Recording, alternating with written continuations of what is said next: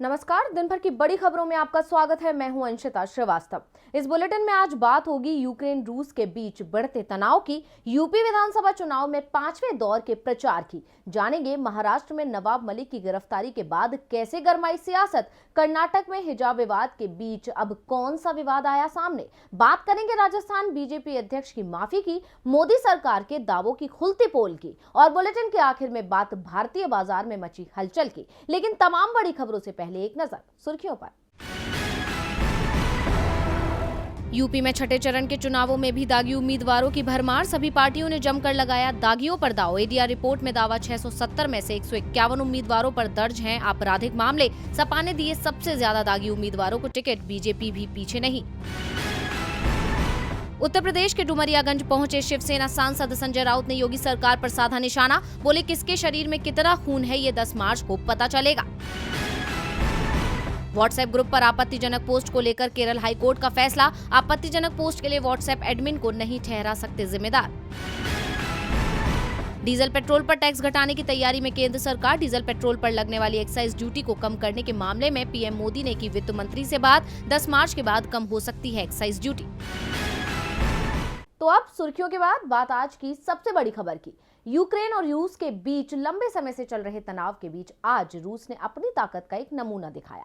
रूसी air strike से Ukraine के कई सैन्य बेसों को जबरदस्त नुकसान पहुंचा है। नाटो ने रूस से कहा है कि वो यूक्रेन के विवादित स्थलों से अपने सैनिकों को वापस बुला ले, तो रूस ने नाटो को चेतावनी दी है कि वो रूस यूक्रेन विवाद से दूर ही रहे। रूस और यूक्रेन के बीच छिड़ा विवाद थमने का नाम नहीं ले रहा है। दावा किया जा रहा है कि रूस ने यूक्रेन के कई शहरों पर एयर स्ट्राइक की है। इसके बाद यूक्रेन ने देश में इमरजेंसी की घोषणा कर दी है। इसके अलावा यूक्रेन ने दावा किया है कि रूसी कार्रवाई में उसके 40 सैनिकों और 10 नागरिकों की जान चली गई है। यूक्रेनी राष्ट्रपति के सलाहकार ओलेस्की एरिस्टोविच ने कहा कि कई लोग घायल हुए हैं। उन्होंने ये नहीं बताया कि क्या हताहतों में आम नागरिक भी शामिल हैं। रूस ने बड़ी तादाद में जमीन पर निशाना साधने वाली क्रूज मिसाइलों और बैलिस्टिक मिसाइलों का इस्तेमाल किया। यूक्रेन पर रूस के खतरे को देखते हुए यूक्रेन के लिए जाने वाली सभी स्पेशल फ्लाइट को कैंसिल कर दिया गया है।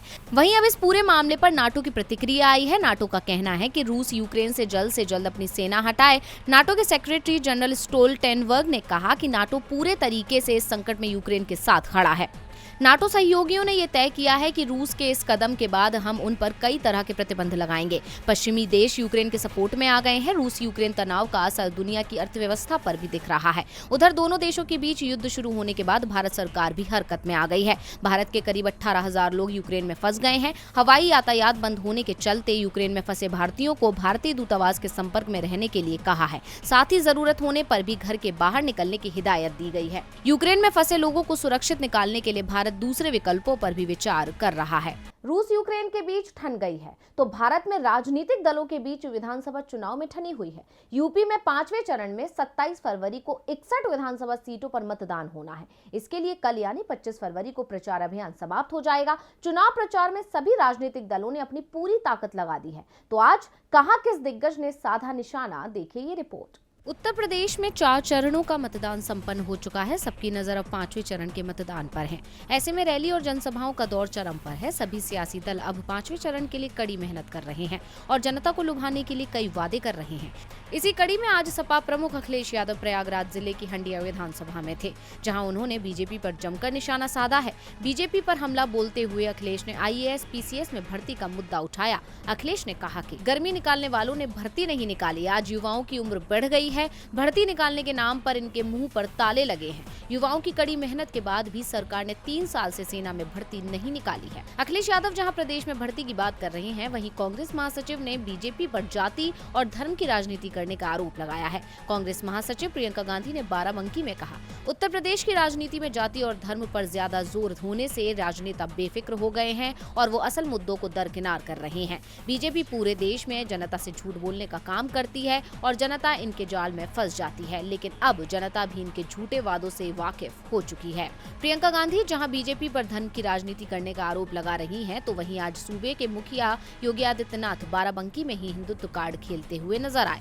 बाराबंकी की जनता को संबोधित करते हुए योगी ने कहा कि पहले की सरकारों में हिंदुओं को पूजा तक नहीं करने देते थे, मगर अब कावड़ियों पर फूलों की वर्षा होती है। जबरन मूर्ति विसर्जन को रोका जाता था और कावड़ियों को परेशान किया जाता था, लेकिन हमारी सरकार के कार्यकाल में ऐसा नहीं हुआ। कांवड़ को किसी ने नहीं रोका। आज प्रदेश में धूम के साथ कांवड़ यात्रा निकलती है। योगी ने एक बार फिर धार्मिक कार्ड खेला तो ओवैसी ने मुसलमानों का मुद्दा उठा दिया। AIMIM प्रमुख असदुद्दीन ओवैसी ने कहा कि प्रधानमंत्री मुस्लिम लोगों के हित की जो बात करते हैं वो सब झूठ और बकवास है।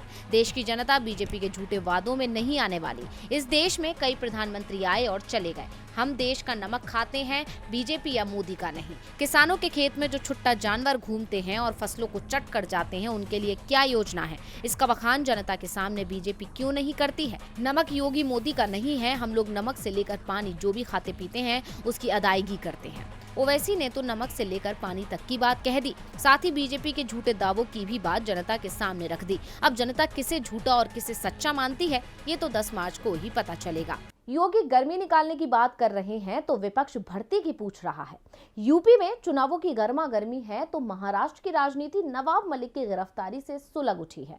पहले अनिल देशमुख और अब नवाब मलिक। इसके बाद ये सवाल भी उठ रहे हैं कि अगला नंबर किसका है। इस बीच महाराष्ट्र की महाविकास अघाड़ी सरकार ने साफ कर दिया है कि नवाब मलिक मंत्री बने रहेंगे, उनके इस्तीफे का सवाल ही नहीं है। महाराष्ट्र में जब से महाविकास अघाड़ी की सरकार बनी है तब से जांच एजेंसियों की नजर तीनों दलों के नेताओं पर है। कभी किसी नेता पर शिकंजा कसा जाता है तो कभी किसी पर। अब ईडी के रडार पर महाराष्ट्र के अल्पसंख्यक कार्य मंत्री नवाब मलिक आ गए हैं। लंबी जांच और पूछताछ के बाद ईडी ने धन शोधन के एक मामले में उन्हें सलाखों के पीछे डाल दिया। इसके बाद मलिक को धन शोधन मामलों की सुनवाई करने वाली एक विशेष अदालत के समक्ष पेश किया गया, जिसने उन्हें 3 मार्च तक के लिए प्रवर्तन निदेशालय की हिरासत में भेज दिया। वहीं अब उनकी बेटी से भी पूछताछ की जा रही है। आज वो ईडी के दफ्तर पहुंची, जहां पर सवालों के तीखे तीर छोड़े गए, जिसके बाद उन्होंने कहा कि कुछ महानायक कोई चोगा नहीं पहनते, उन्हें पिता कहा जाता है। नवाब मलिक की गिरफ्तारी के बाद जहां बेटी भावुक हो गई तो वहीं दूसरी तरफ सूबे का सियासी पारा भी गर्मा गया। मुंबई में महाविकास अघाड़ी के नेता प्रदर्शन कर रहे हैं। इस दौरान उन्होंने नवाब मलिक के खिलाफ कार्रवाई का विरोध किया, साथ ही मोदी सरकार पर निशाना साधा। एनसीपी का कहना है कि सरकार जानबूझकर जांच एजेंसियों के सहारे मलिक को बदनाम करने की कोशिश कर रही है, लेकिन सच्चाई जल्द ही सबके सामने आ जाएगी। वहीं इस मामले को लेकर बीजेपी लगातार सरकार को घेर रही है। विरोधी पार्टी ने भी आज जमकर सड़कों पर विरोध किया, साथ ही नवाब मलिक के त्यागपत्र की मांग की। अब इस मामले में तो आरोप प्रत्यारोप का दौर तेज हो चुका है, लेकिन ये तो जांच के बाद ही साफ होगा कि कौन दोषी है। महाराष्ट्र में सरकार और विपक्ष आमने सामने आ गए हैं। नवाब मलिक की गिरफ्तारी के बाद MVA एकजुट दिख रहा है। महाराष्ट्र में मलिक की गिरफ्तारी पर घमासान छिड़ा हुआ है तो कर्नाटक में हिजाब पर घमासान मचा हुआ है। राज्य सरकार की दलीलों के बाद अब कोर्ट ने भी कई सवाल पूछ लिए हैं। तो क्या दी सरकार ने दलीलें, देखिए ये रिपोर्ट। कर्नाटक में जारी हिजाब विवाद एक नया मोड़ लेता दिख रहा है। कर्नाटक सरकार की ओर से ये दावा किया जा रहा है कि हिजाब को लेकर जो विवाद शुरू हुआ है उसके पीछे कट्टरपंथी संगठन यानी CFI का हाथ है। दरअसल कल कर्नाटक हाईकोर्ट में हिजाब विवाद की सुनवाई के दौरान कॉलेज के पक्ष में दलील करते हुए वकील SS नागानंद ने कहा कि इंस्टीट्यूट में हिजाब पहनने या न पहनने को लेकर कोई नियम नहीं बनाया गया था, लेकिन पिछले 35 साल से कोई क्लास में हिजाब नहीं पहन रहा था। इसके लिए जिन छात्राओं ने मांग की है उसका संबंध CFI संगठन से है और उनके कहने पर ही ऐसा किया गया है। जिसके बाद कोर्ट की तरफ से सवाल पूछते हुए चीफ जस्टिस अवस्थी ने कहा कि इस मामले में CIF की क्या भूमिका है। वकील ने जवाब दिया, विरोध प्रदर्शनों के आयोजन के लिए ही संगठन काम कर रहा था। ये संगठन स्टूडेंट्स के नाम पर ऐसे मुद्दे उठाता रहता है। ये एक कट्टरपंथी संगठन है और कॉलेज उसको मान्यता नहीं देता है। जिसके बाद हाई कोर्ट ने राज्य सरकार से कैंपस फ्रंट ऑफ इंडिया यानी CFI की भूमिका के बारे में पूरी जानकारी मांगी है। दूसरी ओर छात्राओं की तरफ से पेश हुए वकील ने 28 फरवरी से शुरू होने वाली प्री यूनिवर्सिटी बोर्ड की परीक्षा को स्थगित करने की मांग की है, क्योंकि हिजाब पहनकर उन्हें कक्षाओं में आने की अनुमति नहीं है, इसलिए परीक्षाओं की तैयारी करने के लिए उन्हें समय चाहिए। सुनवाई के दौरान कोर्ट ने कहा कि हिजाब पर कोई बैन सरकार ने नहीं लगाया है, लेकिन आपको स्कूल ड्रेस का पालन करना पड़ेगा। उसके बाद कोर्ट ने कहा कि दोनों पक्ष अगर जल्दी अपनी दलीलें पूरी कर लें तो इस मामले में शीघ्र फैसला सुनाया जा सकता है। कर्नाटक में जारी हिजाब विवाद के बीच एक और विवाद खड़ा हो गया है। दरअसल बेंगलुरु के एक कॉलेज ने अमृतधारी सिख लड़की को पगड़ी हटाने के लिए कहा है। बता दें कि कोर्ट ने अपने हालिया अंतरिम आदेश में हिजाब विवाद से संबंधित सभी याचिकाओं पर निर्णय होने तक राज्य के सभी छात्रों के कक्षा के भीतर भगवा, शॉल, स्कार्फ, हिजाब और किसी भी धार्मिक पहचान को धारण करने पर रोक लगाई है। हिजाब के बाद अब पगड़ी की बारी। कर्नाटक में शिक्षण संस्थानों के सहारे अब राजनीतिक हित साधने की कोशिशें भी शुरू हो गई हैं। राजनीतिक दल एक दूसरे की घेराबंदी में जुटे हैं, लेकिन इस घेराबंदी में कभी कभी ऐसे बयान दे दिए जाते हैं जिसके बाद पूरी पार्टी को ही सफाई देनी पड़ जाती है। लेकिन जब पार्टी का अध्यक्ष ही विवादित बयान दे दे तो क्या हो। कुछ ऐसा ही राजस्थान में देखने को मिला है, जहां प्रदेश बीजेपी अध्यक्ष ने ऐसा बयान दे दिया कि वो बुरी तरह से घिर गए हैं। बीजेपी नेताओं के बोल बिगड़ना कोई नई बात नहीं है, जिसके चलते अक्सर ही उन्हें आलोचनाओं का शिकार होना पड़ता है। अब ऐसा ही एक मामला राजस्थान में सामने आया। दरअसल भाजपा प्रदेश अध्यक्ष सतीश पूनिया ने राजस्थान बजट की तुलना काली दुल्हन से कर दी थी, जिसके बाद वो सभी के निशाने पर आ गए। कांग्रेस ने तो पूनिया के बयान पर सवाल उठाए ही, बीजेपी नेताओं को भी अपने प्रदेश अध्यक्ष का बयान रास नहीं आ रहा था। राज्य महिला आयोग ने तो उन्हें नोटिस भेजने की तैयारी कर ली। चौतरफा घिरे पूनिया को बाद में माफी मांगनी पड़ गई। पूनिया ने कहा कि मैं क्षमा प्रार्थी हूं। अनायास ही मुंह से शब्द निकल गए थे। आपको बता दें कि पूनिया अपने विवादित बयान के चलते कांग्रेस और महिला संगठनों के निशाने पर आ गए थे। दरअसल पूनिया का ये बयान गहलोत सरकार के बजट पेश करने के बाद आया था। 23 फरवरी को राजस्थान विधानसभा में सीएम गहलोत ने बजट पेश किया था। बजट के बाद भाजपा प्रदेश अध्यक्ष सतीश पूनिया ने अपनी प्रतिक्रिया देते हुए कहा कि मौजूदा बजट लीपापोती वाला है। इसके बाद पूनिया ने इसकी तुलना काली दुल्हन से कर दी। पूनिया ने कहा था कि ऐसा लग रहा है कि किसी काली दुल्हन को ब्यूटी पार्लर पर ले जाकर उसका अच्छे से श्रृंगार कर पेश किया गया हो। इससे ज्यादा इस बजट में मुझे कुछ नहीं लगा। अब पूनिया का यही बयान उनके लिए मुसीबत बन गया, जिसके बाद उनके बयान की कांग्रेस ने कड़े शब्दों में निंदा की। यहाँ तक कि पीसीसी चीफ गोविंद सिंह डोटासरा ने कहा कि पूनिया को आरएसएस के संस्कार ही मिले हैं। इसके अलावा राज्य महिला की अध्यक्ष रेहाना रियाज ने कहा कि वो विधानसभा अध्यक्ष सीपी जोशी को पत्र लिखकर पूनिया पर कार्रवाई की मांग करेंगी। ये मामला पूरी तरह तूल पकड़ चुका है, लेकिन हैरानी की बात यह है कि इस पर बीजेपी की तरफ से अभी तक कोई प्रतिक्रिया नहीं आई है और राजस्थान बीजेपी पूरी तरह से चुप्पी साधे बैठी है, या यूं कहें कि पूनिया को अकेले छोड़ दिया है। घेरने चले थे कांग्रेस सरकार को, लेकिन खुद ही फंस गए। पूनिया ने तो माफी भी मांग ली, लेकिन क्या केंद्र की मोदी सरकार भी माफी मांगेगी? दरअसल कोरोना संक्रमण को लेकर एक ऐसी रिपोर्ट सामने आई है जिसने मोदी सरकार के सभी दावों की पोल खोल दी है। तो क्या है इस रिपोर्ट में? लोगों को जीने के लिए 2 वक्त की रोटी चाहिए होती है, लेकिन अगर वो भी नसीब ना हो तो सांसें साथ छोड़ देती हैं। महामारी ने भारत को भी इस परिस्थिति में ला खड़ा किया है, जहां लाचारी और बेबसी की वजह से जनता अपनी भूख तक नहीं मिटा सकी, जबकि सरकार मददगार होने का दावा करती रही। लेकिन अब जो रिपोर्ट सामने आई है उसने सरकार के दावों की कलई खोल कर रख दी। आंकड़े बताते हैं कि मोदी सरकार केवल दिखावा करती गई।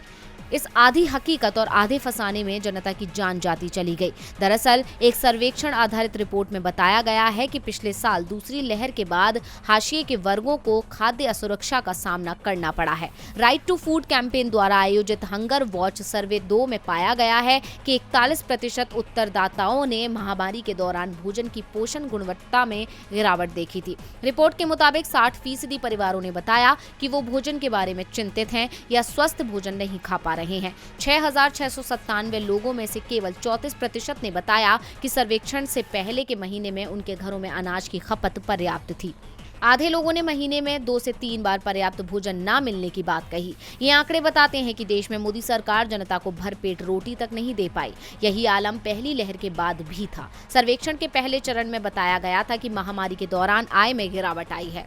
आय में कमी की सूचना देने वालों में 59% ने कहा कि उनकी कमाई अब आधे से भी कम है और 26% ने कहा कि कमाई आधी से 3/4 के बीच है। यानी महामारी ने लोगों से रोजगार छीने, खाने के दाने छीने और उन्हें बेबस कर दिया। इस हालात में भी सरकार ने केवल झूठा दावा किया, जिसकी कीमत जनता को चुकानी पड़ी। और बुलेटिन के आखिर में बात भारतीय बाजार में मची हलचल की। रूस यूक्रेन तनाव का असर अब भारत पर भी पड़ता दिख रहा है। बम यूक्रेन में गिर रहे हैं और धमाके की आवाज भारत में सुनी जा रही है। आज भारत के शेयर बाजार भी इन धमाके की गूंज से सहम गए, जिससे निवेशकों के 10 लाख करोड़ रुपए डूब गए। कच्चे तेल की कीमतों में भी आग अलग से लग गई है। ये तय माना जा रहा है कि चुनावों के बाद डीजल पेट्रोल के दाम 20 से 25 रुपए प्रति लीटर महंगे हो सकते हैं। यूक्रेन पर रूस की कार्रवाई शुरू होते ही भारत में हलचल मच गई है। मोदी सरकार की गलत रणनीति के चलते 18,000 से ज्यादा भारतीय यूक्रेन में फंस गए हैं, तो अंतर्राष्ट्रीय मोर्चे पर भी भारत मुश्किल में फंसता दिख रहा है। इसका असर शेयर बाजार पर भी दिखाई दिया और बीएसई का सेंसेक्स करीब 1800 से ज्यादा अंकों की गिरावट के साथ 55,418 अंक पर खुला और दिन भर ये लाल निशान पर ही बना रहा। शाम के समय ये 2800 से भी ज्यादा अंक की गिरावट के साथ 54,383 अंक तक पहुंच गया। बाद में इसमें थोड़ा सुधार हुआ और सेंसेक्स 2,702 अंकों की यानी 4.72% गिरावट के साथ 54,530 अंक पर बंद हुआ। सेंसेक्स के सभी 30 शेयर गिरावट के साथ बंद हुए। शेयर बाजार में लगे इस झटके से निवेशकों को करीब 10 लाख करोड़ से ज्यादा का नुकसान हुआ है। इस साल ये सेंसेक्स में सबसे बड़ी गिरावट दर्ज की गई है। सेंसेक्स की तरह निफ्टी में भी आज बड़ी गिरावट देखी गई। निफ्टी 815 अंक यानी 4.78% की गिरावट के साथ 16,247 अंक पर बंद हुआ। रूस यूक्रेन लड़ाई का असर सिर्फ भारतीय बाजार पर ही नहीं दिखाई दे रहा, बल्कि दुनिया भर के बाजारों पर इसका असर दिखाई दे रहा है। इन सबके बीच कच्चे तेल यानी क्रूड ऑयल की कीमतों में आग लग गई है। क्रूड ऑयल की कीमतें $104 प्रति बैरल के करीब पहुंच गई हैं। 2014 के बाद ये पहला मौका है जब क्रूड ऑयल की कीमत $100 प्रति बैरल के पार पहुंची हो। इसका असर भारत में डीजल, पेट्रोल की कीमतों पर भी दिखाई देगा। इस समय 5 राज्यों में विधानसभा चुनाव चल रहे हैं, जिसके चलते डीजल, पेट्रोल की कीमतों में बढ़ोतरी पर ब्रेक लगा हुआ है। सभी राजनीतिक दल भी ये दावा कर रहे हैं कि 10 मार्च को चुनावों के परिणाम आने के बाद सरकार डीजल, पेट्रोल के मूल्यों पर लगी रोक को हटा देगी। इसके बाद देश में पेट्रोल की कीमतों में 20 से 25 रुपए की वृद्धि हो सकती है। तो आज इस बुलेटिन में बस इतना ही। देखते रहिए डीवी लाइव। नमस्कार।